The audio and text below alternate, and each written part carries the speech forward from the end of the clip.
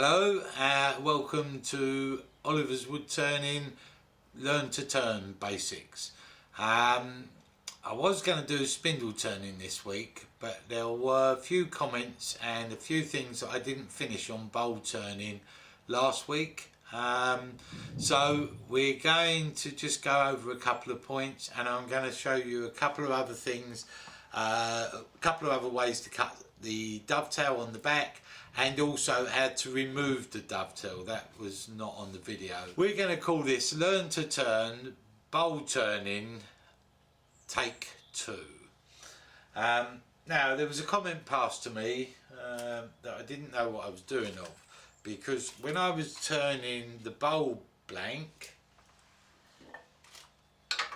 on the lathe, it was spinning this way. I was coming from the rim down here to centre. Technically, when I'm doing that, I'm not turning downhill, I'm actually turning uphill against the fibres. And when we learn to turn, we learn to taught to turn that we turn always downhill. What this means is when you turn downhill, this fibre is shorter than this fibre, is shorter than this fibre. And fibres, the wood is made up like straws. So when we cut, if we cut downhill, this fibre, as we cut it, is supported by its longer fibre behind, and as we cut that, it's supported by this longer fibre behind. If we turn uphill, we're coming this way, so we're cutting a longer fibre first, and then the short fibre is behind, so it's got no support, not supporting the longer fibre, comes down again, and this fibre is then not supported by the fibre behind, and that can give us torn grain. If I show you with these straws, if we imagine this is our bowl blank, and these are our strands, grains coming out, our straws coming out. The bowl bank's mounted in the lathe like so, and when we cut, we're cutting this edge. So if we cut into the centre, each straw is shorter once we start cutting than the straw below, so there's no support on the back straw. If we cut from centre to rim, as we cut, we're getting support from the straw behind. I'll turn this over, obviously we don't turn like this. The straw behind is supporting the ones that we're cutting in front, and in theory that gives us less torn grain or no torn grain, depending on our tooling skills. Now I've been turning bowls for 3 and a bit years, and in the last 2 years I've been turning bowls rim to centre, which is technically uphill, and I don't get a problem. And I believe that if your tooling is correct, if you're generating a nice gentle slicing cut, it makes no difference to the grain on a bowl blank this way round, because although the grain pattern runs parallel there, in nature wood doesn't grow nice and dead parallel. The grain can be twisted and turning all over the place. So I think on a bowl blank, when you're doing this thin part here, as long as you've got developed a nice controlled slicing cut, I don't think it matters, and I don't think you'll see a lot of difference in the torn grain that you'll get, if any. Also on bowl turning take 2, I'm going to show you a couple of ways to cut your dovetails, because again I was past comment that I was using a skew dangerously to cut the dovetail. I was not. Anything I show you I consider safe. These are my ways and the way that I do things. I'm not saying that my ways are 100% the best in the world, but they work for me and they should work for you. Using a skew in this manner, in and pushing it in and cutting the dovetail, is the same as using a negative rake scraper or a similar as. Now I'm not for a second saying you get the tool and just jab it in as hard as you can, because that will lead to problems. All of my techniques are used with gentle feel and touch, and using the tool in the manner that it can be used. And using this in this fashion is the same as using a negative rate scraper. You can buy negative rate scrapers. If it was that dangerous, they wouldn't sell them. So that's a way to do it, but I will show you a couple of other ways. And lastly, I was told that the way that I teach people to cut the inside of a bowl with the flute open so you can just see the back wall, and as we get into the middle we've got it turned over so we catch the pip in there. I was told that I had no bevel support, and I was waving my gouge around, and that I should land up in the centre with the bowl gouged like this. That's rubbish. If I'm coming in like this into the centre, my bevel support is literally off the tip of that tool there. If I'm coming in with a flute open, my bevel support is down the side of the flute, and the side of the flute has got much more surface area than the tip. So there's full support on the side. Again, I'm not saying my way is the only way. I'm not saying my way is the correct way. That was the way I was taught, and it slices the last piece of fibre to eliminate the torn grain in the centre of the bowl. So it's the way I do it, and that's the way I'm showing you to do it. You can choose your own way to do it, as long as you've got the right touch on the tool, then you develop your own way over time. Hello, this is Lucky, the workshop cat. She keeps the mice down. We adopted her because she was dumped in a ditch outside our property a little while ago, and she now lives in the barn. So whenever we're doing work in the barn, she appears, purrs, wows until she gets a fuss. She's quite happy. She's just been wailing at the door, so we thought we'd let her in, make her a little star for a minute, say hello, hello, and now she can clear off. Okay, so we've got an ugly looking bowl blank mounted in a screw chuck on the lathe like we did last time. We bring our tail stock up, we'll set it back a bit, give ourselves a bit of room.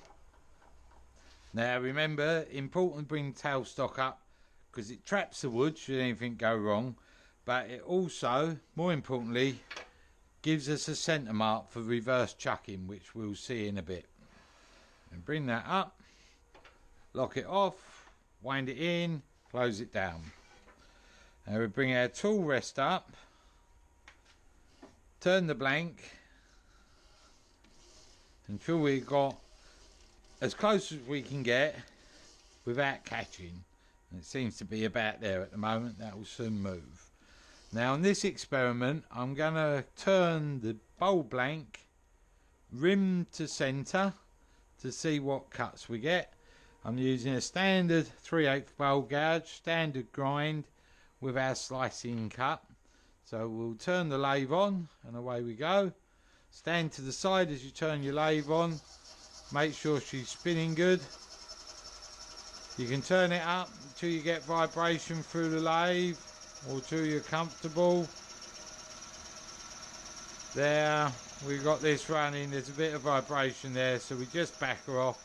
This is now running at just about 1000 RPM. Hands down low, lift the bevel to the tool, tool into my side, bevel rub, lift for cut, and then move off and get the cut. Come back, hands down low, bevel rub, lift the handle,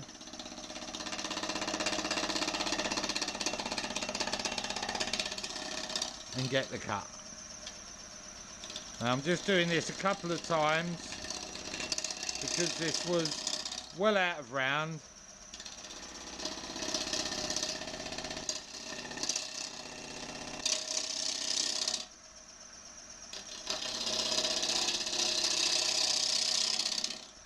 Now notice there we had a bounce, and I had my hands forward of the gouge. So I was in this position, and really our tip should be slightly forward of our hands, so we're cutting with this lead position. If I can get close enough so you can see it.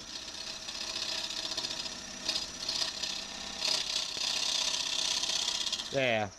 So bevel rub, tip forward. There. Hopefully you've seen that. I couldn't look at the monitor and do it. So as we're getting a bit rounder, let's bring this up to here. Tool rest there. Make sure she's all locked off. That's cool. Right, now we'll start turning this bowl blank. One more cut along the side.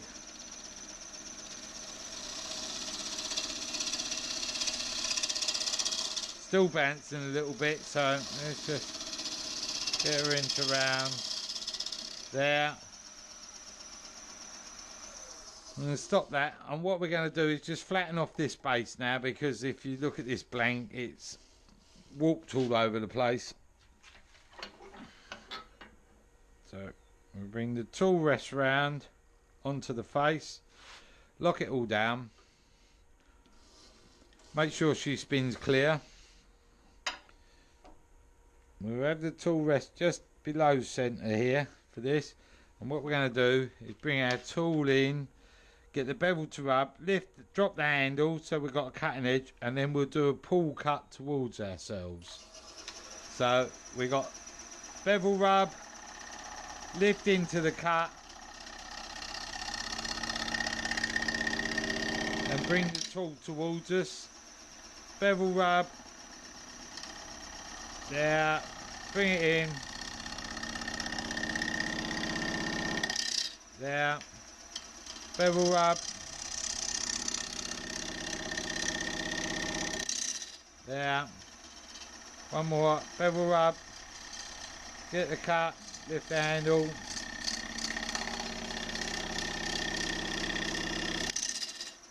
there. The other way of doing it, check where we're going to finish, centre on centre. Then we can come in from the side, so we get our bevel rub, lift the handle to get a cut,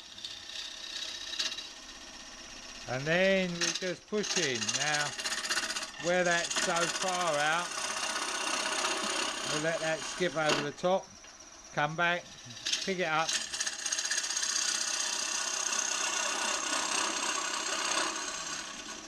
in there, and to smooth it out we can come back the other way.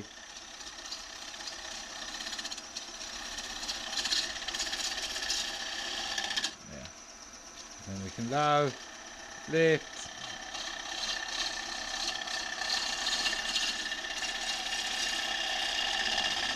the pressure I'm applying there is to stop the tool from bouncing too much.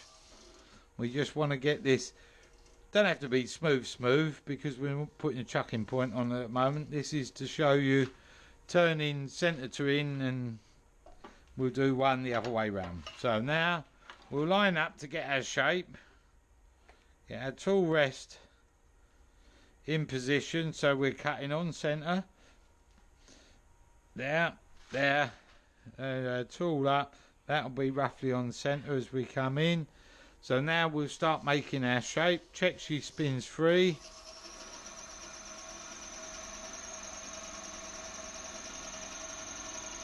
We'll get rid of a bit of vibration there. We come through, so it's bevel rub, lift to cut, and round. Bevel rub, lift to cut, and round. Bevel rub, lift to cut. No force, it's just gentle. Gentle, gentle, gentle.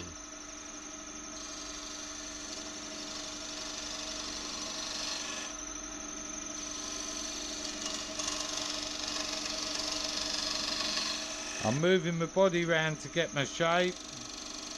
I lift. There. And as I come round, I'm lifting the handle a bit more so I keep the cutting edge in contact with the wood.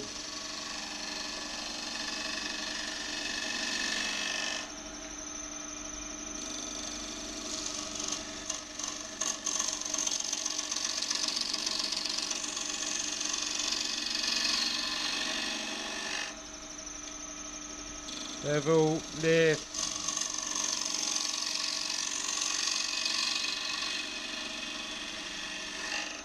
Now we can stop the lathe, get our tool rest support as close as possible, get it up so we're out of the way, and then we come back, bevel rub, lift,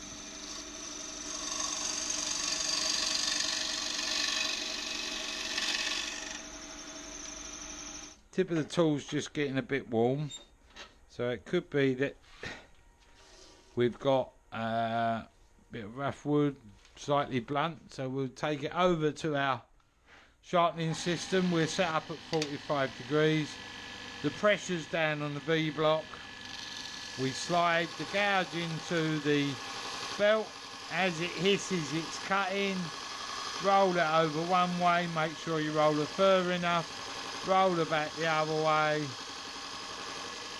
couple of wipes. Now you'll notice there's no spark on this, that's because I use a diamond belt, and the diamond belt gives you a nice polished edge without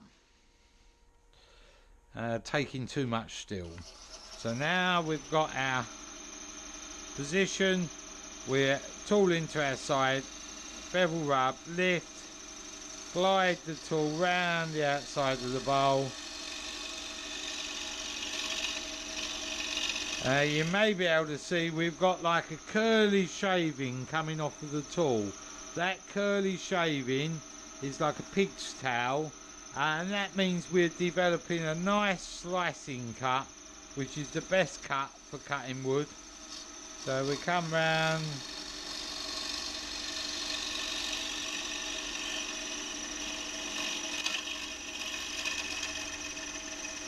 we just hit one of our bumps there. So we'll come round again, bevel,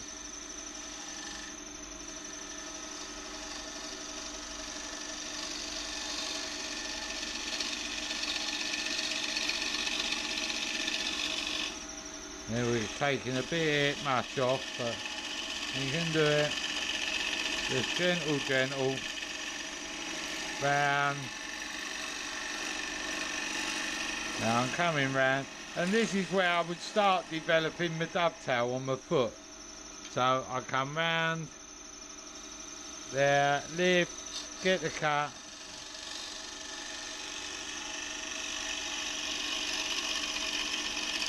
I come into the middle, build up a bit of wood because I want a bit of depth for my dovetail. Yeah. With them few shavings, let's just come round. We're not going to turn a bowl here, we're just literally running the experiment to show you the difference between cutting. Technically I'm cutting uphill at the moment, so I should be ripping all the fibres, there should be torn grain everywhere, but there I lift, bevel, come round, get my cut, curly shavings into the centre, and if we stop there, if you look, we've got a bit torn grain here, but the rest of it is clean. So if we did a couple more passes this way round, so bevel down, rub,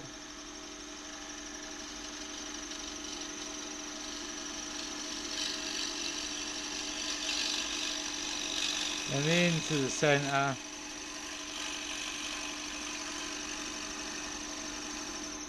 come back, bevel down, lift, cut,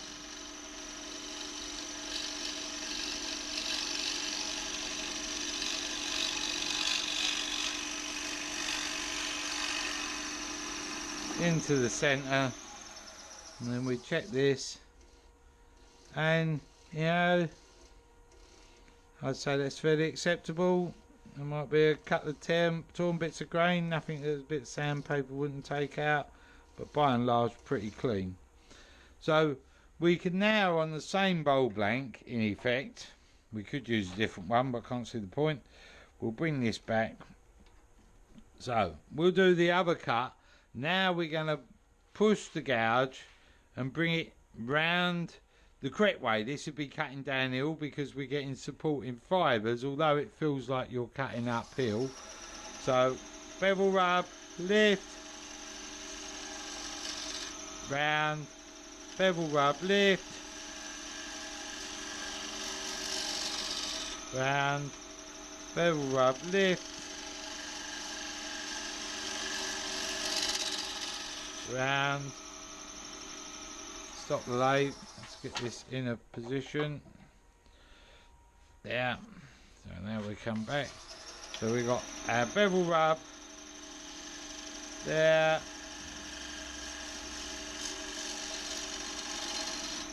I'm sort of using a pull cut here, round, round, bevel rub, round. Now we can do a push cut. So bring this round one more time. And look at that.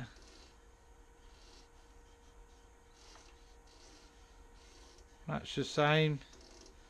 No real torn grain, a little bit of tearing here, but nothing major. So I would say there's no real difference for what I'm doing. If you wanted to do a push cut, you literally hold the bevel down, get behind the gouge and push the gouge around the work.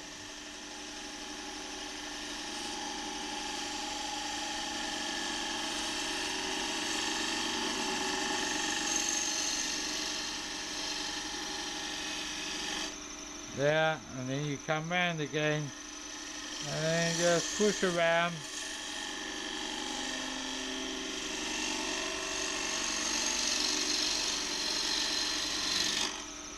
Now I find the push cut quite awkward when you've got a tailstock on, because you can't get your tool past the tailstock.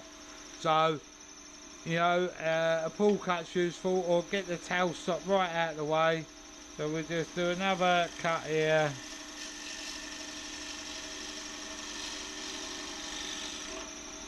And then we come round.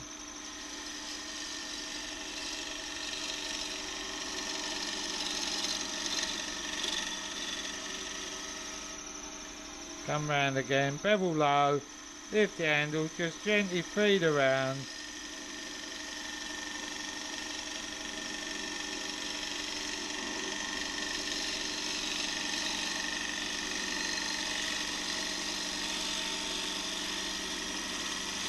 There. So now we're getting round. Looks a bit like a dog's bowl, but never mind. But there's no difference. We got a bit of torn grain here. It's really minor stuff.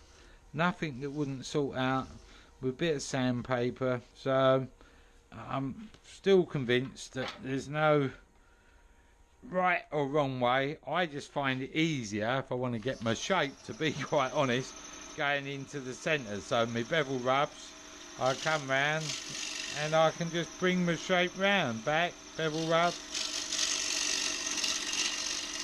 in there.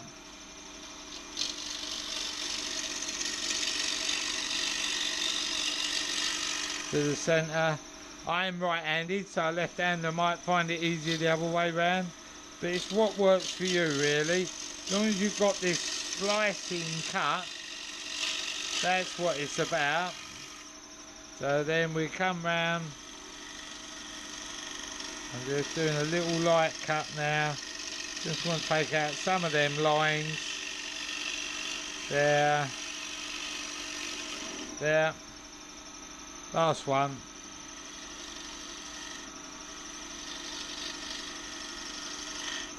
Oh, didn't lift my hand enough as I come round the corner.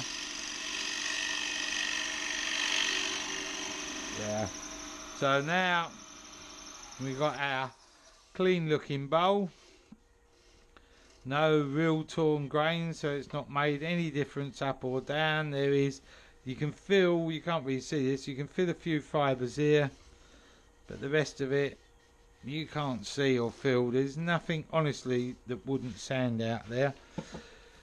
So now we get to our foot.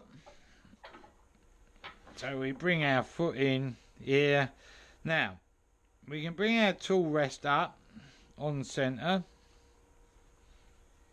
and if we get our verniers, I know that we want our dovetail on this at about 44mm, and the jaws that I've got in there 42mm, so I'll allow a couple of mil 42. Actually, I'm going to do it a bit wider. I'm going to do it at 50, but I'm not going to put the wood in the jaws at 50. This is to show you a couple of different methods to cutting this dovetail. So firstly, we put our left prong in towards, our left prong, this one, in towards the wood, keeping the right prong back, so that that doesn't touch the wood. And we aim so that when we score the line, both marry up.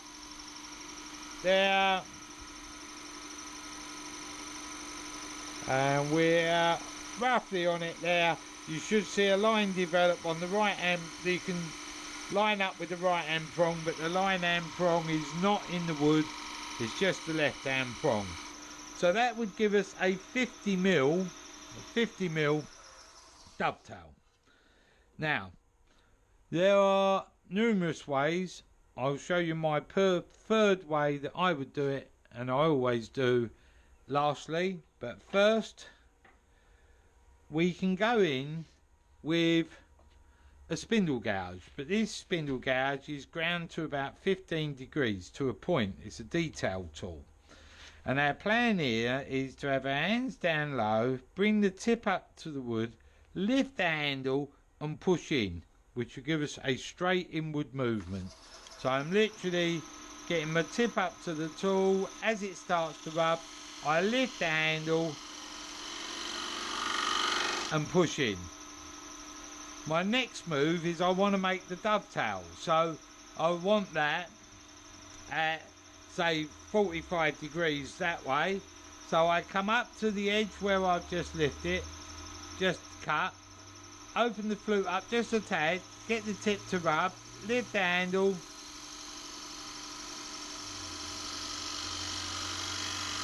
and push into there, like so. Now I've got to be able to get my dovetail, and before I get my dovetail, you can see there's a large bump here, so we should clear the bump. So I can do that with this tool, use a finger to support the tool on the rest, and then slide it into centre. So I'm coming in, my hand low, as it rubs, lift the handle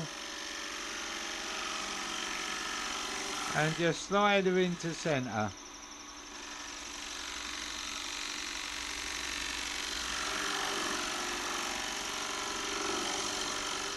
Come back, next bit.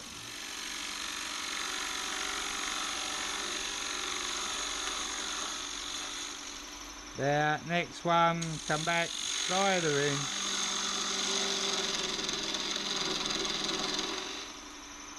There, so I've got rid of that. I just want to get rid of that bit there. Now I can do that by lowering in and pushing in.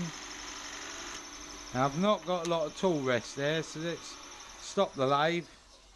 Stops the red button, not the green one, if you saw that. So there we go. Get that, make sure it turn by hand. I just want to get rid of a bit of that knobby bit there, because that would get away in the way of your jaws. So just come along here. There. I'm just lowering that in, picking it up on the wide bit, bringing that into the centre.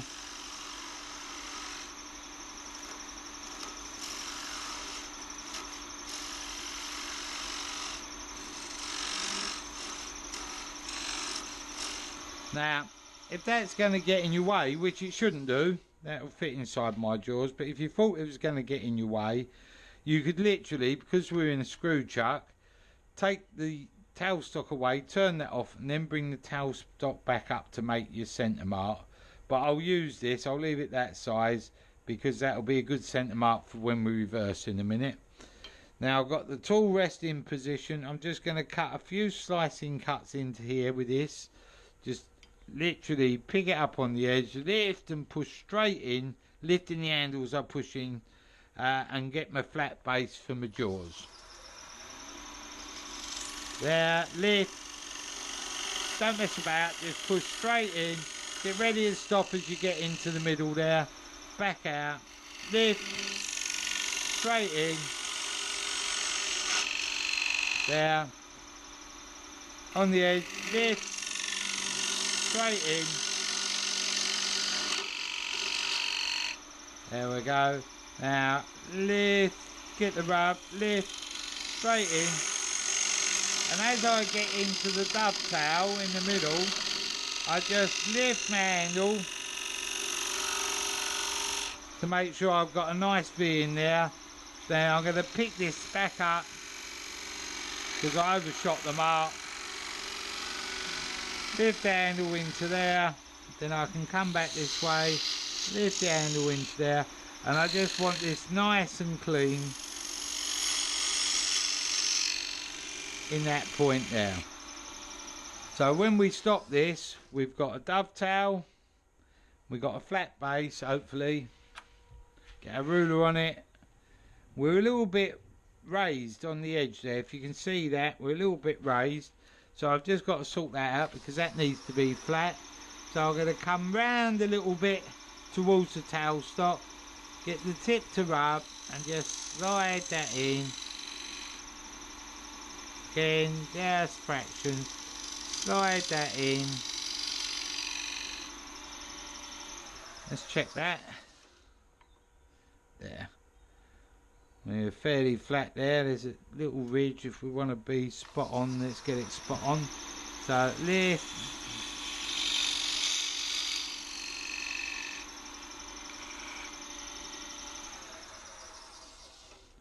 there. So the jaws would sit nicely against the shoulder here, and we can then turn this down to make a foot, and on to the dovetail. Now another way to make a dovetail,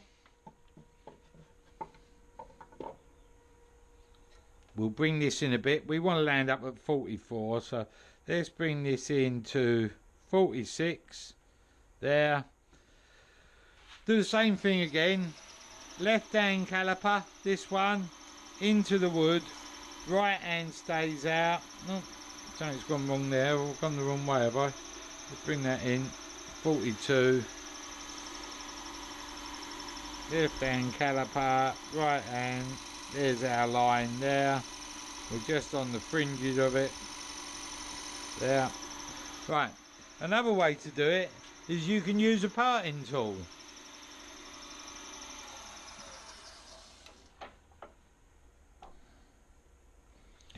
Bring the parting tool at the tool rest on centre. Just back off the work a little bit. Give yourself a clean break. So with the parting tool, we would literally come in here, lift as we cut, and if we want to go at an angle, we just push that in.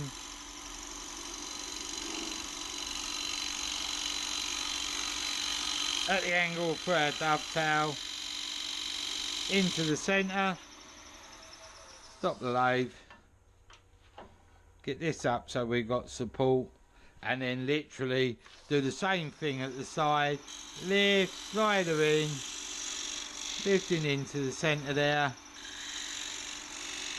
like that, and we've got a dovetail by cutting there or there.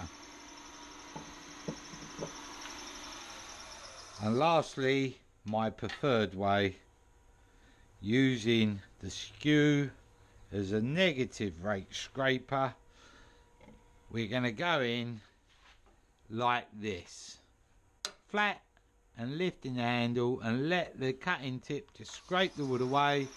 So I don't want to come in far here, so I start, lift the handle, cut the mill, come out, lift the handle, say cut the mill during the line, and the last one I get the tip just to go along the base, lift the handle, and I twist the tip over a little bit to make sure she's clean inside. So there, tilt it over a little bit, that makes it clean inside. I make sure the base is flat and I can pick that up on a tip and just bring her in there like that, into the middle, lift the handle. So I'm using this corner in the corner of the dovetail, and I've got my dovetail cut quite easily, quite cleanly, no problem. Okay, we've got our little bowl turned, so now we want to reverse it to take this dovetail joint off, so we're just left with the foot. And there's a couple of ways of doing it. You can buy a set of bowl reversing jaws. They fit onto your chuck in the same way, and they'll go in and out as you tighten the chuck up and undo it. They've got removable rubberized feet, and the idea is you bring these rubber feet in to suit the diameter of your bowl. So we've got our bowl there. If you imagine this on the lathe, we're about one slot in, so we come in one there all the way round, and then we just do the chuck up. I'll do that quickly. Right, so now I've just moved all the feet in by one position. They're fully adaptable, so you can move the feet in and out anywhere along this line of holes down the plate either side. I've just noticed this one I've moved in by 2. Now this process takes a couple of minutes, so we've got that weld in. So if you've got your bowl all polished up and done, you put that into there. This will be mounted on your lathe, and then you tighten this up there, in. Now you don't want to over tighten it because you don't want to damage the rim of your bowl, but then your bowl's trapped between the rubber feet that mounted on the lathe. You can turn away, get this up. I will still bring the tailstock up into that centre hole there just for extra support till you get to the last bit, then remove it and just take off the last bit. So that's one way of doing it, and these are bowl reversing jaws, also known as cold jaws. So that's one way. It's not my preferred way, it's the way I used to do it, so that's why I've not mounted this on the lathe. Now with bowl reversing jaws, you are putting wood against metal, so make sure you've got nothing untoward on the metal face that will damage your polished rim if you've polished it all up, and don't over tighten it around the edge because you don't want to damage your edge. But they are rubberized feet, so they shouldn't do any damage, so you can buy them bowl reversing jaws. Alternatively, for bowl reversing, you can turn yourself a disc or cut yourself a disc. I made 2 here, and I've hot melt glued the smaller disc to the bigger disc. This disc goes to the maximum diameter of my lathe. What I did in the first time is I cut a dovetail in the back and used to clamp that with the jaws, but taking it on and off the lathe so many times you damage the dovetail and you've got to turn another. So if you buy yourself a faceplate ring that will fit your chuck, then literally you do the jaws up on the chuck, slip that over the faceplate, expand the jaws, your reversing plate is in centre. On the front of this is a bit of router mat, non-slip. So I've got non-slip router mat. It's like a neoprene, it's soft, it stops the wood from slipping and it doesn't damage the wood. I literally, and this is why we got our centre, bring our centre up, hold our bowl on the mat, bring the centre up, get that to line up there with centre, lock that off, wind the tailstock in a bit, trapping that to the plate, and you've got a friction chuck, and you then literally lock the tail rest off, make sure everything's locked off, turn that, it's fine, turn the speed down, turn the speed up, and you can see she's running true. And then with your bowl gouge, bevel down, rub, and slide her into centre.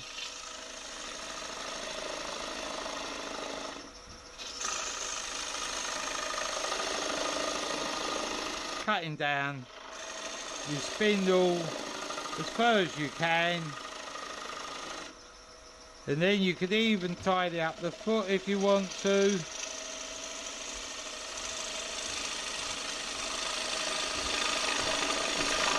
Into centre there. Once you've done that, you can bring the bowl gouge down and use the tip to cut down further. There, don't get the wing into the back. Bring this in, slide that into the middle again, and you're left with a peg which you can just saw away with something like a little Japanese saw. Once the lathe stopped, remove it and cut down. The advantage of this way is while it's in this position, you can sand the foot, you could decorate the foot in some way with tools or with beads or whatever, and it's all quite safe there. There's no damage being done. Once you've finished, you literally hold the bowl, release the tailstock, take the bowl away, and there's your bowl done with this peg. And as I say, saw that off, bit of sandpaper, sand away anything that's left, and no one sees you've been there. Hopefully next week we'll get back to trying a bit of spindle turning. For this week you've met Lucky the cat. You've seen how to reverse a bowl, and a bit of technical why we're supposed to turn one way or t'other. And yes, turning downhill and supporting the grain works and works and works, but on the edge, the outside rim of a bowl, I still truly believe it does not matter, and I'm not going to change my mind for anybody. Thanks for watching. Hope you enjoyed it. Hope you've learnt something. Please like, subscribe, and don't forget to share if you've enjoyed what you see. The more people I can get to watch this, the more I can get my word out there, and hopefully make us all happy, safe turners. See you next time. Take care.